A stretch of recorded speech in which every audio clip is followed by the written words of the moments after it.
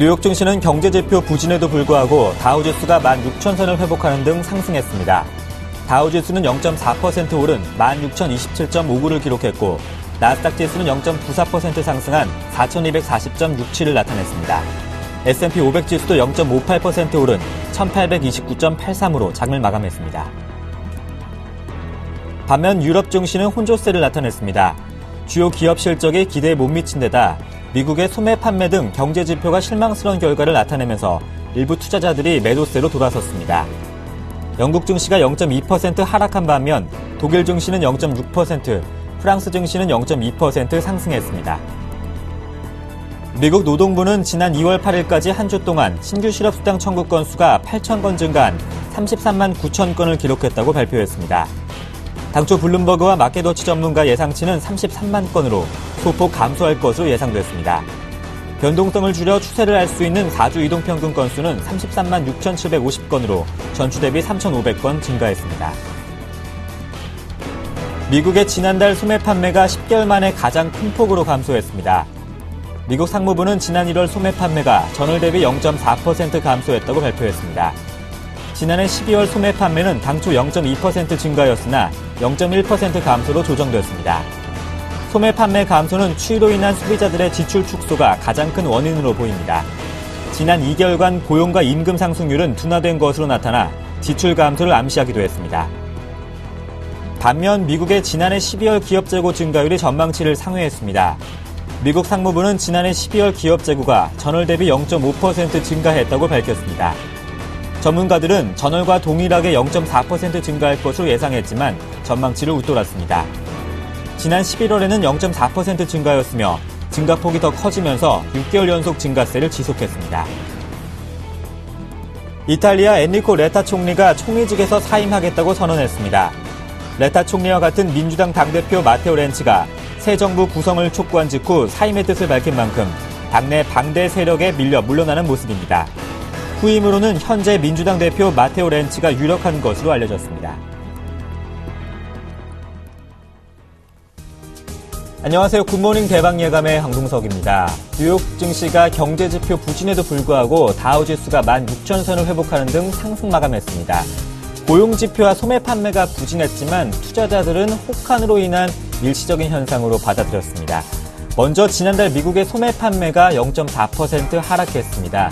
이는 시장 예상치 0.3%를 크게 밑돌았고 특히 자동차 판매가 감소를 보였습니다. 여기에 고용지표 부진도 이어졌습니다. 지난주 신규 실업수당 청구 건수가 33만 9천 건으로 시장 예상치 30만 건을 크게 웃돌았고 전주보다 8천 건 증가를 했습니다. 반면에 기업 재고는 나쁘지 않았습니다. 12월 기업 재고가 0.5% 상승으로 전월보다 소폭 증가했습니다.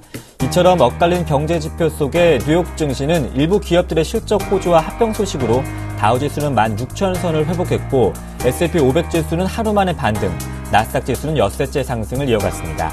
전일 코스피 지수가 7거래일 만에 하락하면서 1,920선으로 내려앉았는데 비교적 옵션 만기를 차분하게 보냈다는 평가입니다. 달콤한 금요일이네요. 한 주간 마무리해보면서 먼저 마감된 글로벌 소식 챙겨보겠습니다.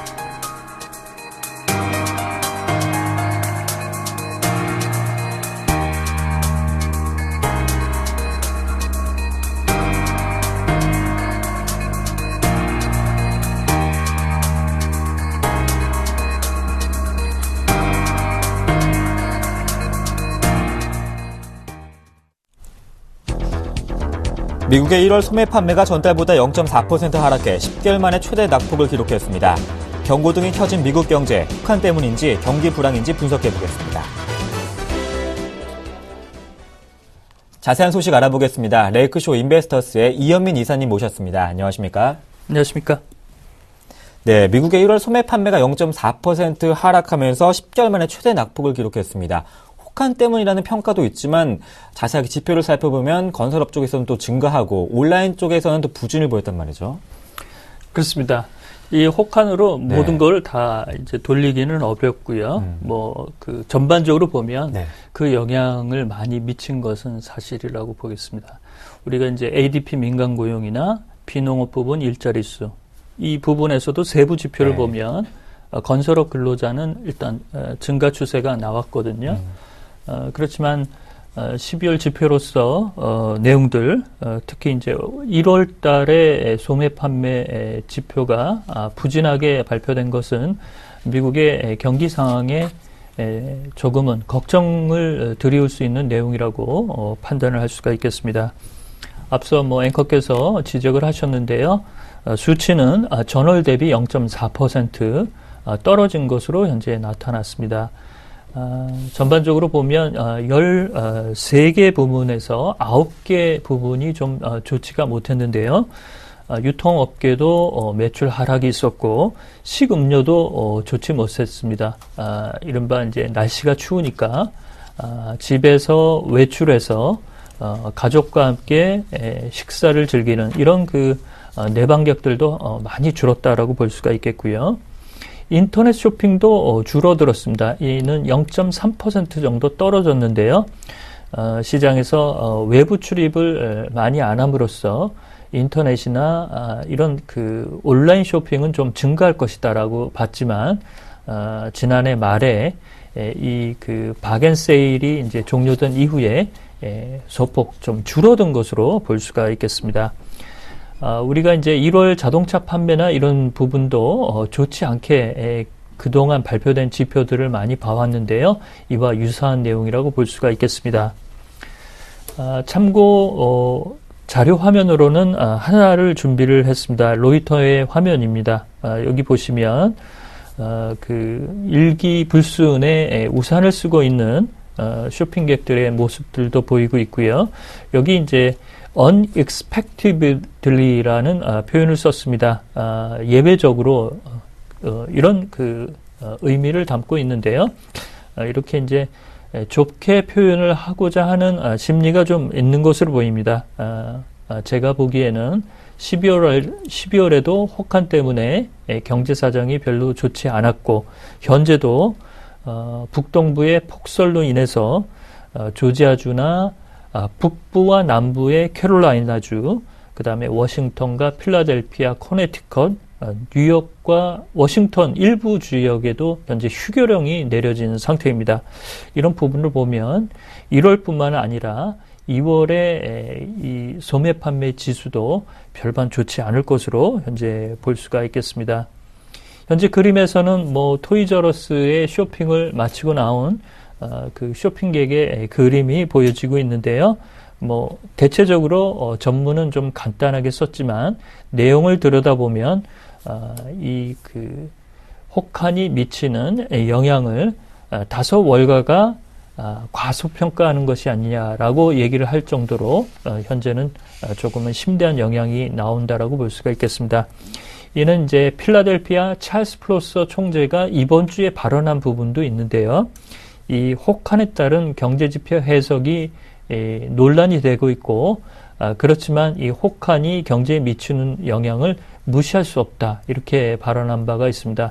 이로써 월가가 현재 다소 이런 부분을 외면하고자 하고 있지만 이 내용은 두통거리로 여전히 남고 있다 이렇게 보겠습니다.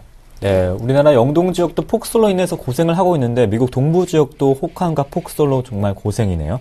이번에 이탈리아 소식 챙겨보겠습니다. 레타 총리가 사임을 발표했다고요? 그렇습니다. 깨끗하네요. 네. 사임하라고 그러니까 깨끗하게 사임하고 이런 부분은 상당히 우리도 신선하게 들리고 있습니다. 당내 반대 세력이 심각한가 봐요. 그렇죠. 네. 그리고 이제 벨루스코니 전 총리였죠. 네. 이러면서 이제 자유국민당이 또 떨어져 나갔죠. 그러니까 연정 규합을 했는데 여기서 이제 시너지를 못 내고 그 다음에 현재의 연정의 지지도도 네. 떨어지면서 결국에는 반대파가 사퇴를 종용하는 이런 흐름이었는데요. 사퇴 종용 하루 만에 현재 들어온 소식은 사퇴를 오늘 발표를 할 것으로 현재 소식이 들어와 있습니다. 이 조르지 나폴리타노 대통령 궁을 오늘 이제 방문을 해서 자신의 사임 의사를 전달할 것으로 현재 예정이 되고 있고요.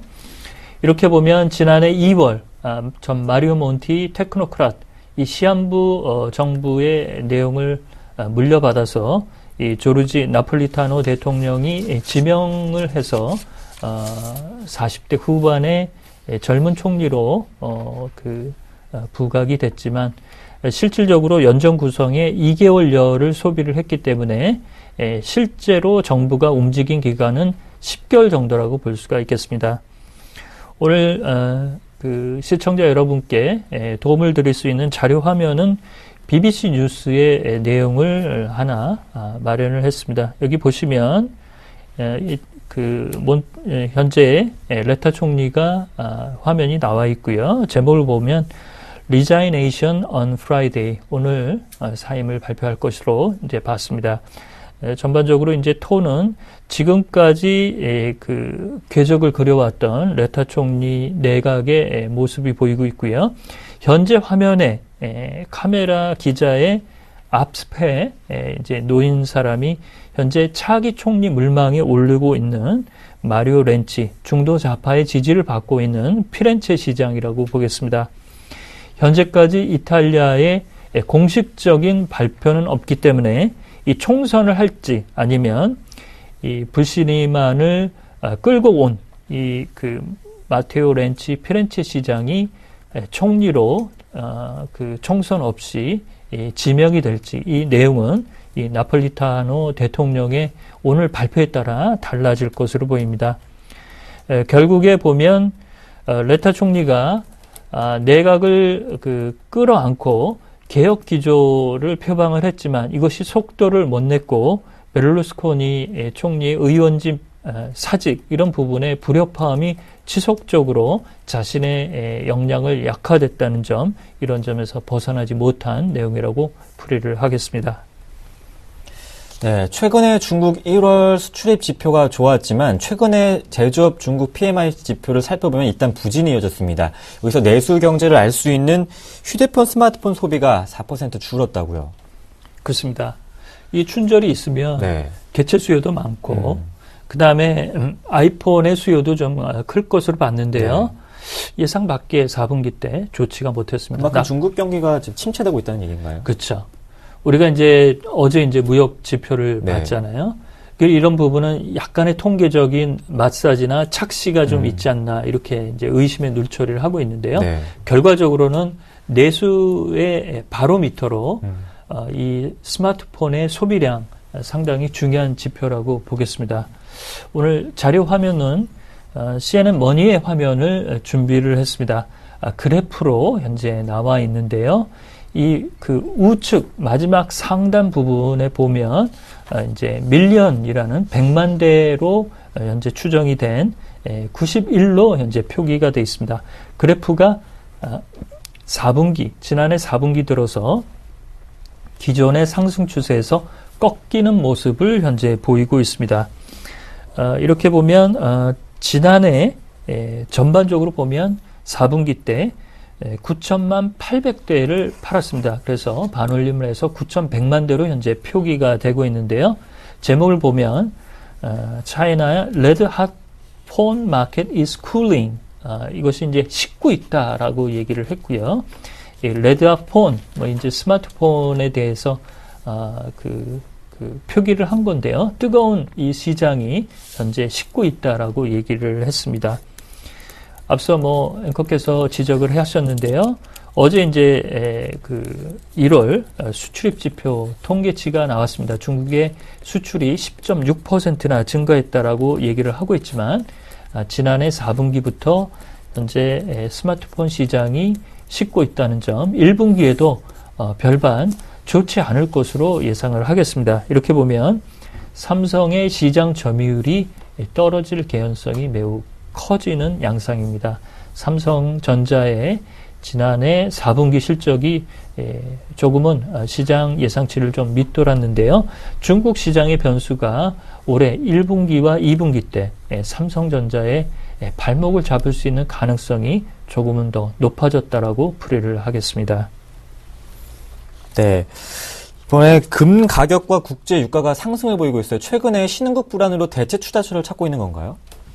그렇게 보입니다. 네. 그렇지만 주요 인베스트 뱅커, 투자은행들은 별로 얘기를 안 하는데요. 그도 그럴 것이 네. 골드만삭스나 뭐 소시에테 제너럴 이런 내용들이 지난해 말과 올해 초 금 가격의 올해 밴드나 목표 가격 설정을 $1,100.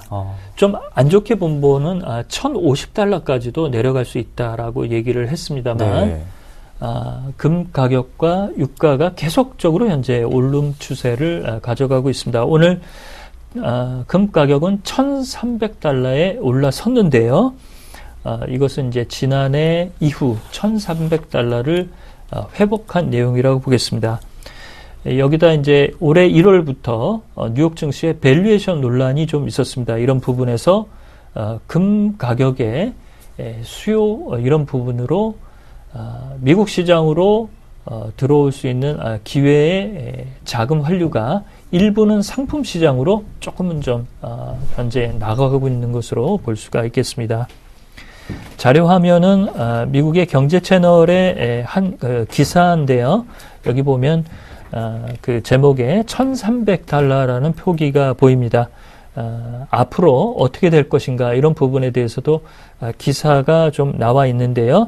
기사의 내용을 보면 아주 질적으로 좋은 코멘트들이 나오지는 않고 있고 시장 분석가의 내용도 별반 아주 굵직한 투자은행의 내용들은 현재 나와 있지 않은 상태입니다. 앞서 말씀드렸듯이 자신들의 입장이 한두 달 안에 현재 바뀌기 어렵다는 이런 측면을 볼 수가 있겠고요.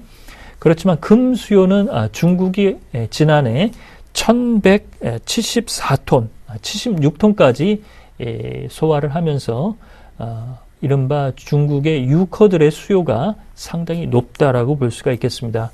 또한 앞서 말씀드렸듯이 이머징 마켓의 불안이 일부 자금들이 현재 빠져나가고 있고 이것이 현재 진행형이면서 금과 유가 시장으로 일부는 환류되고 있다는 점, 이런 점에서는 금 가격은 현재로서는 어려운 국면에서는 이제 아주 어려운 국면에서는 벗어났다라고 풀이를 하겠습니다. 네, 오늘 마감된 소식 챙겨봤습니다. 레이크쇼 인베스터스의 이현민 이사님과 함께했습니다. 고맙습니다.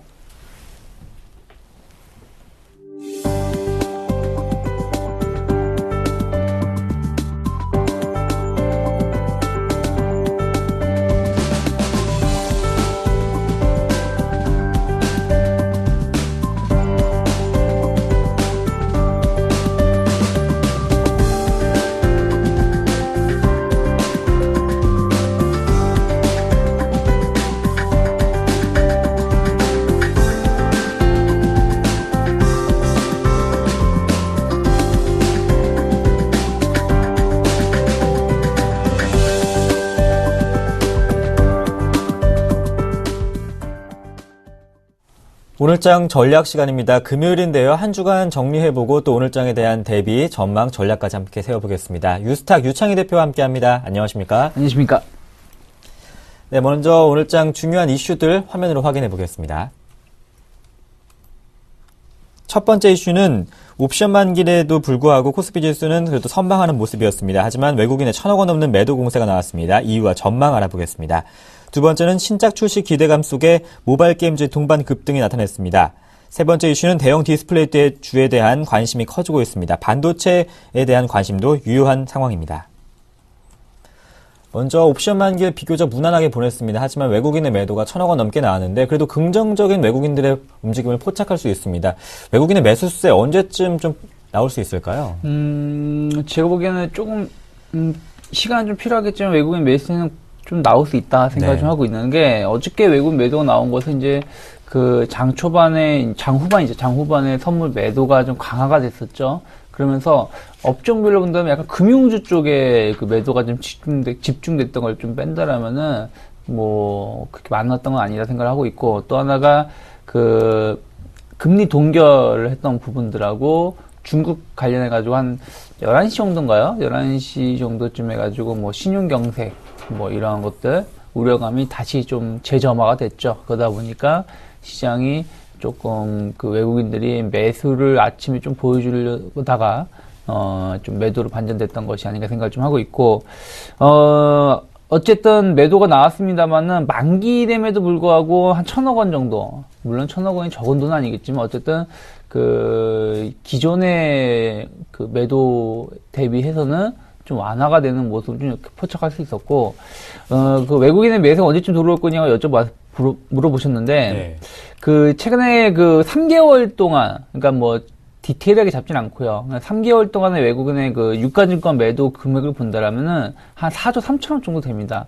그렇다면은 그 한 1분기 동안, 한 분기 동안 외국인이 한 4조 3천억 정도에서 4조 4천억 정도 가까이 매도가 나왔다는 얘기는 한 나올 만큼 나왔다. 그러니까 제가 봤을 때는 서서히 외국인들이 그 내일 당장 혹은 오늘 당장 뭐 급격하게 매수로 반전되기 힘들겠지만 어느 정도 유가증권 시장에 대해서는 추가적인 매도 물량 자체가 나오긴 좀 힘들지 않을까 생각을 좀 하고 있고, 외국인들의 비중 자체도, 그 평균, 그동안 우리나라 주식시장이, 2000년도서부터 그 평균을, 외국인 비중의 평균을 봤을 때, 좀 최하, 점유율을 좀 차지하고 있다는 부분들은 어느 정도 그 매수가 들어올 수 있는 위치다 생각을 좀 하고 있습니다. 네. 이번엔 신작 출시 기대감 속에 모바일 게임주가 급등했는데 컴투스 같은 경우에는 실적 개선까지 기대감이 쏠리면서 상한가를 기록했더라고요. 그렇죠. 그러니까 그 게임주들이 네. 최근에 좀 각광을 받고 있는 것 중에 하나가 실적을 계속 발표를 하고 있거든요. 네. 발표를 하는데 솔직히 나아진 건 없었어요. 나아진 건 없었는데 워낙에 2013년도가 안 좋다 보니까 올해는 2014년도보다는 좋지 않겠느냐라는 그런 이제 기대감 좀 작용했던 것 같아요. 그래서 그 작년 같은 경우는 실적을 발표할 때마다 안 좋게 나오다 보니까 주가가 하락을 했다라면은 올해는 그래도 작년에 너무 안 좋다 보니까 그런 기저 효과가 좀 작용할 수 있지 않겠느냐 생각을 하면서 주가가 좀 반등세를 보여주는 경우도 있고요. 그리고 이제 그 올해, 그러니까 작년부터 혹은 재작년부터 우리나라 국내 게임 업체들이 상당히 힘든 게 희한하게 국내 그 정치권에서의 그 게임주들을 좀 안 좋게 보는 경향이 좀 이제 게임법이라든지 뭐 이런 부분들이 작용하다 보니까 국내에서는 어떤 성장세가 좀 위축되는 모습을 띠고 있습니다만은 해외에서의 성장세는 여전히 유효했다라는 부분들이 실적에서 좀 어느 정도 확인이 됐었다는 부분들, 그런 것들이 올해도 좀 개선세를 좀 보일 수 있다 생각을 좀 하고 있고요. 특히 이제 우리나라 같은 경우는 이미 LT 혹은 LTA까지 서비스가, 확산이 되고 있지만, 중국이라든지 유럽 같은 경우는 아직까지도 LTE가, 본격적으로 서비스가 확산된 건 아니거든요. 근데 이런 부분들이 올해 상당히 많이, 보급화가 될 가능성이 높다는 부분들은 게임 업계에도 어쨌든 그 속도가 빨라져야지 게임을 하기에 좀 더 편한 것들이 많이 있기 때문에, 그런 것을 좀 기대를 갖고 있다고 생각을 좀 하고 있고요. 그리고 이제 국내 신작에 대한 그 매출, 관련해서도 신작 게임이 이제 출시가 되면서, 어쨌든 매출이 좀 증가할 수 있다는 기대감이 좀 작용했던 것이, 주요했다고 생각을 하고 있고요. 다만, 제가 봤을 때는 실적 대비해서 주가가 좀 과도하게 올랐던 부분들이 있다. 그러니까, 실적이 좋아서 올라온 게 아니라, 워낙에 안 좋던 실적이 좀 좋아질 거라는 기대감이 올라온 것이기 때문에, 만약에, 5월이나 4월 달에 1분기 실적을 발표했는데, 의외로 안 좋게 나오면 또 급락이 나올 수도 있거든요. 그리고 단순한 기대감은 올라왔기 때문에 이러한 부분들에 대한 약간의 그 기간 조정은 좀 필요하다. 그래서 최근에 올라왔던 것이 이제 썬데이 토즈를 필두로 해가지고 모바일 게임주들이 많이 올라왔는데, 모바일 게임주들은 당분간의 그 기간 조정이 발생할 수 있다 생각을 좀 하고 있고, MMORPG 관련된 그 게임주 같은 경우, NC소프트라든지 이런 회사들은 추가적인 상승이 좀 더 남아있을 수 있다라는 거, 생각을 하면서, 이제 게임주를 대응하실 때는 종목별로 좀 차별하게 대응하셔야 되지 않을까 생각을 좀 하고 있습니다. 네, 게임주 과도하게 오른 측면이 있기 때문에 실적이 좋아진 것이 아니라 실적이 워낙 바닥이었는데 조금 개선에 대한 기대감만 있는 것이기 때문에 조정에 대한 대비도 필요하겠습니다. 계속해서 대형 디스플레이주에 대한 관심이 커지고 있는데 올림픽 특수 효과도 좀 있을까요? 그쵸. 이제 올림픽 특수에 대한 기대감도 있고, 그 올림픽 자체는 이제 곧 다음 주쯤이면 끝나겠지만, 또 올림픽 이후에 또 이제 우리나라 같은 경우는 아시안 게임도 있고, 또 6월 달에 또, 전 세계적으로 이제, 월드컵이라는 그런 특수가 있기 때문에 거기에 따른 우리나라뿐이 아니라 세계적으로 그 TV 수요가 계속 늘어날 가능성이 높다라는 거 좀 체크를 하셔야 되지 않을까 생각을 좀 하고 있고, 특히 이제 그 대형 디스플레이 관련된 종목군들 보시면 약간 부품 업체들에 관심을 좀 가져야 되는데, 이들 업체들이 예전에는 TV 수요가 그렇게 늘지 않다 보니까 좀 약한 모습을 띄었습니다만 최근 TV 수요가 늘어나고 있고, 또 이게 그 LED TV 쪽도 있지만 UHD TV 쪽도 상당히 시장에서의 그 보급력이 커지고 있다는 부분도, 그렇다면 부품 단가율도 좀 높아지고 수 있다라는 기대감이 작용하고 있다라는 거. 특히 이제 코스닥 자체도, 코스피는 아직까지는 좀 확인해야 될 부분들이 있지만 코스닥은 일단 만약에 520포인트대가 안 차게 된다면은 새로운 추세, 상승 추세로의 전환이 가능하기 때문에 그렇다면 기존의 주도주 위주로 대응할 필요가 있지 않을까 생각을 좀 하고 있습니다. 그래서 그 방금 말씀드린 대형 디스플레이 관련된, 특히 UHD TV 관련된 그런 이벤트가 높은 LED 조명 업체라든지 혹은 뭐 반도체 업체구들을 관심 있게 보셔야 되는데, 뭐 서울반도체나 루멘스, LMS나 동아일텍 같은 기업군들 괜찮게 보고 있다. 특히 이제 LED가 왜 여기에 또 포함이 되냐면은 기존에는 LED가 조명 시장의 성장성으로 올라왔다라면 최근에는 그 대형 디스플레이 TV 수요가 늘어나면서 이에 관련된 LED 그 칩 수요가 늘어나고 있다는 부분들도 실적에 긍정적으로 작용할 수 있다라는 거 생각을 하고 있기 때문에 이들 업체들 좀 관심 있게 보시면 좋지 않을까 생각을 좀 하고 있습니다. 네, 옵션 만기일이 지난 오늘 금요일입니다. 한 주간 마무리해 볼 텐데, 그렇다면 오늘장 전략 어떻게 세워볼까요? 제가 보기에는 오늘장 같은 경우는 일단 좀 확인을 좀 하자. 네. 그러니까 기간 조정이 계속 이어지고 있는 코스피 시장이기 때문에 뭐 코스피 시장이 오늘 조정이 조금 나올 수도 연장될 수 있겠지만, 제가 보기에는 어쨌든 한 1920포인트 이상의 지지가 될 수 있다라는 부분도 체크를 하시면서, 이 자리가 지지가 된다라면은 서서히 경기 민감주들도 조금씩 입질 매매를 좀 하실 필요도 있다 생각을 좀 하고 있고요. 코스닥 같은 경우는 계속 말씀드렸지만 520포인트를 안착하는 과정이 조금은 더 필요하다. 다음 주 초반까지 그런 부분들이 필요하기 때문에 520포인트 안착을 얼마나 강하게 시도를 하는지, 그러면서 그 주도주들의 움직임을 좀 체크를 하셔야 되지 않을까 생각을 좀 하고 있습니다. 네. 코스피는 1920 지지, 코스닥은 520 안착을 확인해 보면서 경기 민감주에 대한 관심도 늘려보자고 전략을 세워주셨네요. 유스탁 유창희 대표와 함께했습니다. 고맙습니다. 고맙습니다.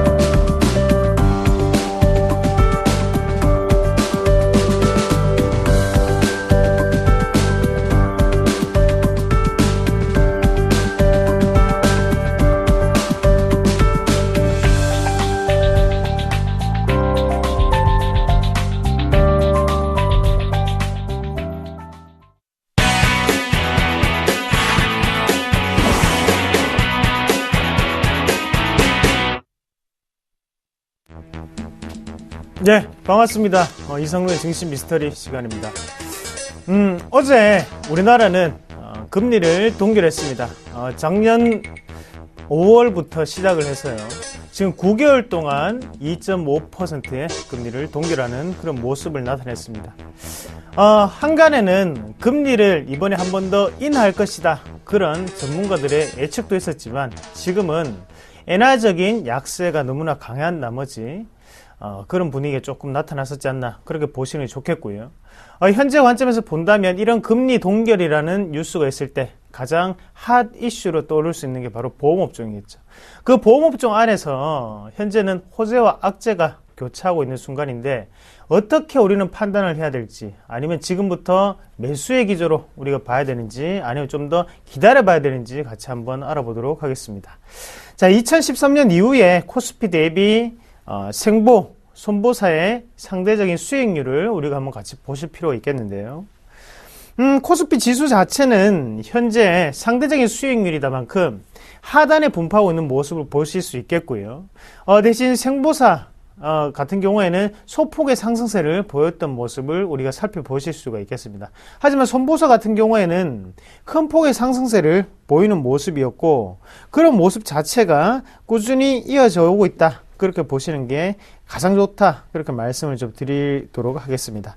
그래서 11월 달부터 어느 정도 반영이 되는 모습이었고, 현재 기조에서는 조금 조정의 양상이 나타나고 있는 모습 우리가 한번 보실 수가 있겠고요. 동그라미 쳐놓은 데를 자세히 보시면 2014년 턴어라운드 기대감으로 인해서 손보사의 주가가 선반영이 되었다, 그렇게 보시는 게 가장 좋다는 거죠. 그러면 이미 손보사의 실적이 잘 나올 것을 우리는 모두 다 예측을 하고 있었다는 거죠. 그런 관점에서 본다면 손보사의 주가에 대한 플러스 요인은 이미 어느 정도 반영이 되었던 구간이 분명히 있었구나라는 부분을 우리가 여실히 보실 필요가 있겠고, 다시 한번 더 넘어가서요, 보험업종의 차트를 같이 한번 보실 건데요. 보험업종의 차트 한번 같이 보시면 현재 코스피는 지수의 등락을 거듭하고 있는 모습이 나타나고 있지만요, 보험업종 같은 경우에는 꾸준히 우상향적인 모습이 나타나고 있습니다. 하지만 여기서 우리가 좀 더 중요하게 보실 필요가 있겠는 게, 지수는 꾸준히 등락을 거듭하고 있지만 보험업종 차트 같은 경우에는 꾸준히 지금 하단에 보시면 거래량 자체가 크게 들어오지 않는 모습이거든요. 아직까지도 방향성은 나타나지 않았거나 그냥 물 흘러가는 대로 그냥 흘러왔을 뿐이고, 현재부터는 거래량이 줄어든다는 것은 한 번쯤의 방향성은 상방이든 아니면 하방이든 꼭 나타날 수밖에 없다라는 부분을 우리가 한 번 더 인식을 하셔야 된다는 겁니다. 자, 주가 추이는 올라가고 있는 반면에 하단의 거래량은 줄고 있습니다. 다이버전스 현상이 나타나는구나 라는 부분을 우리가 한 번 더 인식하실 필요가 있겠고요. 얼마 전에 금융당국에서 어느 정도는 악재성 뉴스가 한 개 나왔습니다. 금융당국에서 카드사 정보 유출에 대한 대책으로 텔레마케팅을 3월달까지 금지시키겠다라는 뉴스가 나왔었다는 거죠. 자, 텔레마케팅을 가장 많이 하는 곳은 어딜까요? 바로 손해보험사입니다. 손해보험사는 이미 실적이 반영이 됐다고 하는데, 그 부분 자체가 이어질 때는 어떤 식으로 이어질지 우리가 손보사에 대한 어느 정도 TM에 대한 수치를 한번 같이 살펴보실 필요가 있겠는데요. 손해보험사의 월납 초회 보험료 중 TM에 대한 비중을 나타내는 표죠. 그래서 삼성화재, 그리고 현대해상, 동부화재, LRG 손보, 메리츠화재 이렇게 있는데, 한번 보시면 아시겠지만 현대해상이라든지 아니면 하단에 LRG 손보, 그리고 동부화재 순으로 해서 상당한 TM 비중이 높게 나타나고 있다는 겁니다. 자, 삼성화재는 말 그대로 점유율 1위 업체입니다. 대신에 LRG 아니면 현대해상, 동부화재 같은 경우에는 점유율 2위를 다투고 있는 업체죠. 현재는 동부화재가 2위를 하고 있지만 이렇게 TM 비중이 높기 때문에 당연히 어느 정도의 영향을 미칠 수밖에 없고요. 그런 영향 자체가 금리는 동결되었지만 어느 정도는 악재거리로 분명히 아직까지 상존하고 있다는 부분을 우리가 발견하실 수 있다는 겁니다. 자, 다음 화면은 생명보험사의 월납초회 보험료 중 TM에 대한 비중입니다. 자, 삼성생명, 하나생명, 그리고 동양생명 순인데요.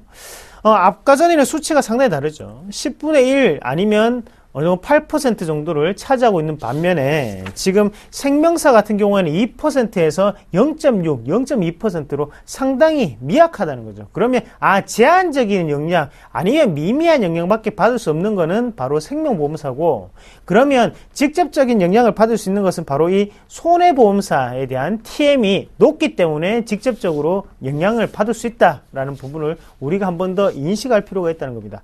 자, 손해보험사의 실적이 좋다는 것은 어떻다고요? 누구나 다 알고 있습니다.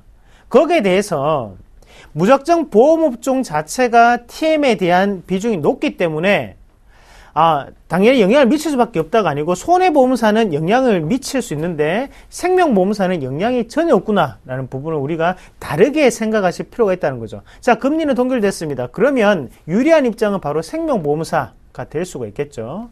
자, 그러면 우리가 차트를 보면서 추가적으로 어떤 국면을 지날 수 있는지 같이 한번 알아보도록 하겠습니다. 그러면 지금 일단은 대형주 한번 같이 볼게요. 삼성화재부터 한 개씩 같이 한번 보시면요. 삼성화재 같은 경우에도 현재 이렇게 빠지고 있는 구간 자체는 바로 금융당국에서 어느 정도의 그런 TM에 대한 부분을 이미 선반영이 되는 구간, 그리고 거기에 실적이 선반영이 되었기 때문에 지금은 조정의 양상이 나오고 있다. 그렇게 보시는 게 가장 좋다는 거죠. 자, 이미 삼성화재 아니면 동부화재 같은 경우에는 반영이 되고 있는 구간입니다.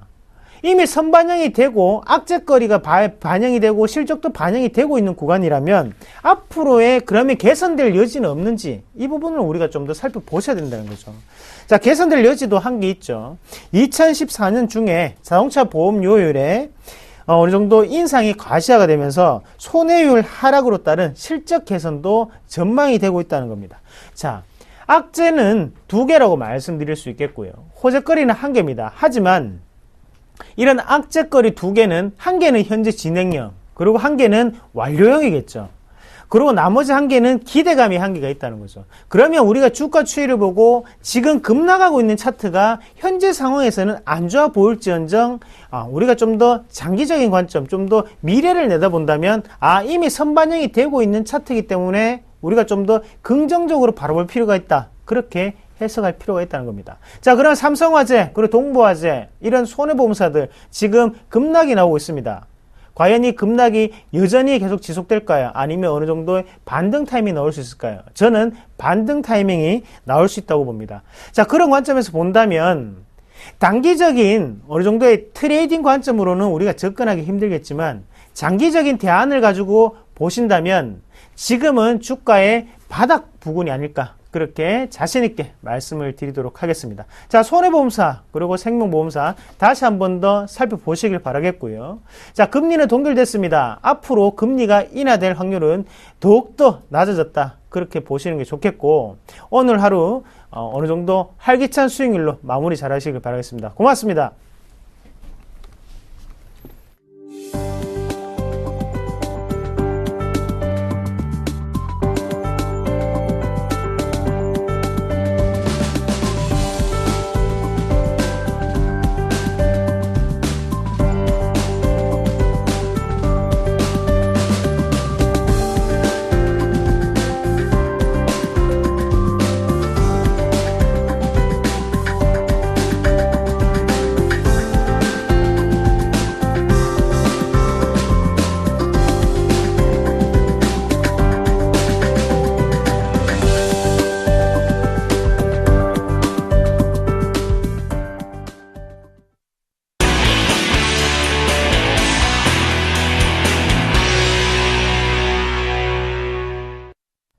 글로벌 인사들의 발언과 이슈에 대해서 색다른 시각으로 숨은 의미를 분석해 보겠습니다. 김동섭의 일당백 IM투자증권 김동섭 이사님과 함께합니다. 안녕하십니까? 네, 안녕하세요.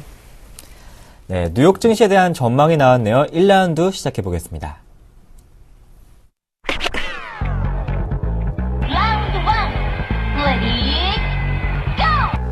미국의 주식시장의 장기 상승 흐름이 여전히 유효하며 지금은 불마켓 추세의 중간쯤에 와 있다고 JP모건 수석전략가 톰 리가 주장했습니다. 올해를 비롯해서 계속해서 미국 시장의 두 자릿수 상승률이 이어질 것이라고 전망했던데요. 강세장에 대해서는 이제 동의하는 부분이고요. 근데 불마켓의 중간 지점이다. 중간은 넘은 것 같습니다. 예, 한참 넘은 것 같고요. 지금 제가 볼 때는 한 7분응선에서 8분응선 사이 정도 되는 것 같습니다. 마지막 그 스퍼트가 남아있다라고 보이고 있고요. 아시겠지만 오늘 그 소매 판매라든가 또 얼마 전에 ISM 제조업 지수라든가 뭐 신규 주문이라든가 정말 지표 안 좋습니다. 취업자 수도. 근데도 불구하고 시장은 움직이죠. 일시적인 조정을 한번 크게 줬다가 다시 움직이는 그런 모습이 나오고 있습니다. 그 얘기는 역시 불마켓의 특징이 아닌가라고 보여져야 될 것 같고요. 시장에서는 조정이 뭐 깊어질 수도 있다. 그래서 뭐 1928년도나 29년도에 대공황처럼 크게 하락할 수 있다. 뭐 이런 얘기도 나오지만 제가 볼 때는 일단 그 충분히 더 상승 여력이 남아 있다고 판단하고 있고요. 지수로는 현재 지수에서 한 20% 정도는 더 상승이 남아있다고 봅니다. 그래서 이제 기술적 분석상으로 봤을 때 역시 추세 연장선 구간까지는 더 갈 수 있다라고 판단한다면 지금부터 약 한 3,000포인트 정도, 그러면은 20% 조금 안 되거나 20% 약간 넘거나 이 정도 상승이 남아있다라고 보여주고 있고요. 특히 미국장의 모습 보시면 지난번 요 지점임에서 주가가 급락했던 요 지점까지가 약 73개월 정도가 걸렸습니다. 그러니까 파동이 끝나는 거죠. 근데 지금은 상승.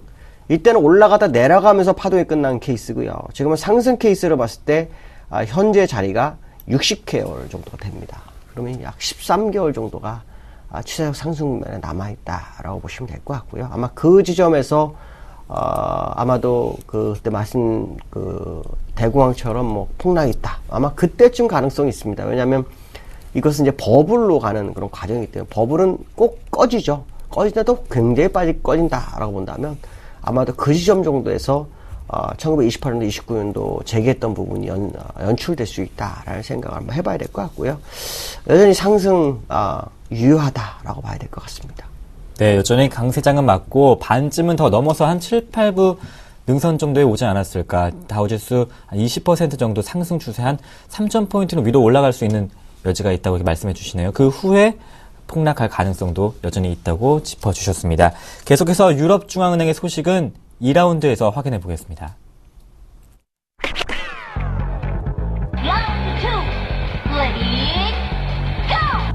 유럽중앙은행의 베누아 퀘로 집행이사는 국채 매입 프로그램에 대해 현재로선 실행할 필요를 느끼지 않는다고 말했습니다. 현재가 아니라면 3월에 22 버냉키 카드에서는 고려할 수 있을까요? 여기서 이제 현재라는 얘기는 유로존이 디플레 우려라든가 지표가 나빠지고 있다라는 부분인데 그것을 보았을 때 지금은 그 정도까지는 아니고 개선되는 추세이기 때문에 현재는 쓸 필요가 없다라고 얘기하는 것 같은데요. 쓸 필요가 없는 게 아니라 쓸 수가 없는 거죠.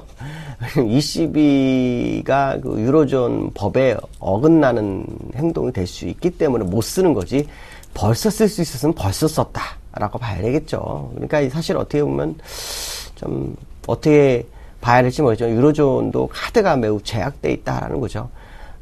그렇지만 지금 만약에 써야 한다면 쓸 필요 없는 게 아니라 써야 한다라고 저는 말씀드릴 수 있습니다. 왜냐하면 유로존이 지금 계속해서 인플레가 굉장히 안 좋은 상황이고요.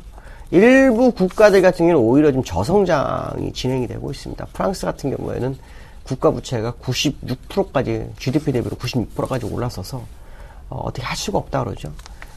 유로존의 경제 대국 하면은 아시겠지만 독일과 프랑스를 뽑을 수 있습니다. 프랑스가 두 번째인데 실업률이 11.6%입니다. 말 다 했죠. 근데 거기다가 이 구직 포기자까지 하면 어마어마하겠죠.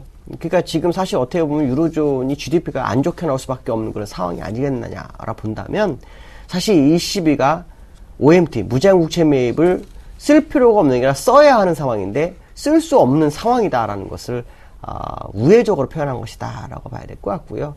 아마도 지금 마이너스 금리 얘기가 지금 굉장히 많이 얘기가 나오고 있습니다. 아마도 이번에 GDP까지도 굉장히 안 좋은 상황이 발생한다면 결국에서는 이 마이너스 금리 카드를 쓸 수밖에 없지 않겠느냐는 생각을 해봐야 될 것 같습니다. 네, 3월에 20일 번외기에 쓸 수 없는 카드를 손에 들고 있는데 마이너스 금리 쪽에 조금 더 그 카드를 꺼내지 않을까 이렇게 조심스럽게 예측을 해보셨네요. 계속해서 신흥시장에 대한 우려가 계속 나오고 있습니다. 3라운드에서 이어집니다.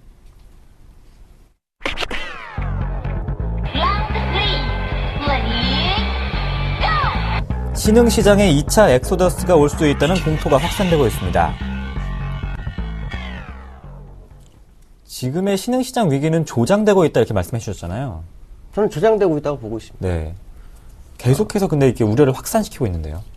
이거 해결할 수 있는 곳은 딱 한 곳이 있죠. 어디죠? FRB입니다. 아, 통화 수합을 하면 됩니다. 네. 그러니까 자국의 통화를 달러로 무제한 공급을 하는 그런 상황이 나오면 사실은 지금 신흥국은 위기가 올 수가 없습니다. 근데 FRB가 뒷짐지고 있죠. 그러니까 이거는 조작을 하고 있는 겁니다. 조작이 아니라 조장을 하고 있는 거죠. 신흥국을 위기로 몰아넣고 있는 상황입니다.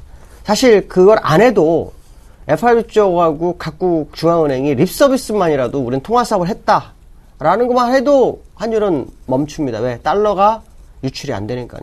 근데 그런 게 없는 상태에서 달러가 자꾸 나가니까 환율은 절하가 되고, 절하가 되니까 외환보유고는 바닥에 날 수밖에 없죠.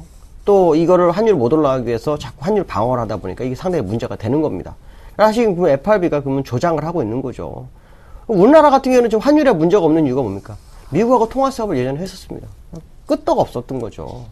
그런 부분이 사실은 제가 볼 때는 신흥국에 대한 배려가 전혀 없다라는 거죠. 무슨 생각을 하고 있는지까지는 아직 저도 잘 모르겠습니다. 그러나 어쨌든 제가 볼 때는 이것은 조장을 하고 있는 그런 과정이다라고 보여지고 있고요. 2차 엑소더스 저는 없을 확률을 높게 보고 있습니다. 물론 지금 터키라든가 또 뭐 남아프리카 공화국, 그다음에 뭐 브라질 뭐 이런 나라들이 외환 보유가 굉장히 적은 상태고 만성 적자를 갖고 있는 그런 상황이기 때문에 여러 가지 문제가 있다라고 볼 수 있겠지만, 사실은 그 만성 적자가 경상수지 적자가 나는 것은 사실 중국 때문에 그렇습니다. 이 중국이 요즘 그 수출이 굉장히 늘어났다는 거 보이시죠? 수입도 늘어나고, 이것이 만약에 추세적인 국면이라 그러면 신흥국도 벗어날 확률이 굉장히 높다라는 생각을 해봐야 될 것 같고요. 오히려 저는 선진국이 나중에 더 문제가 될 수 있다라는 생각을 하고 있습니다. 네, 신흥시장의 2차 엑소더스는 거의 일어나지 않을 확률이 높고 FRB가 통화 수합을 해야지만 해결할 수 있는 방법인데 신흥국에 대한 배려가 부족한 것 같습니다. 지금까지 IM투자증권 김동섭 이사님과 함께했습니다. 고맙습니다. 네, 감사합니다.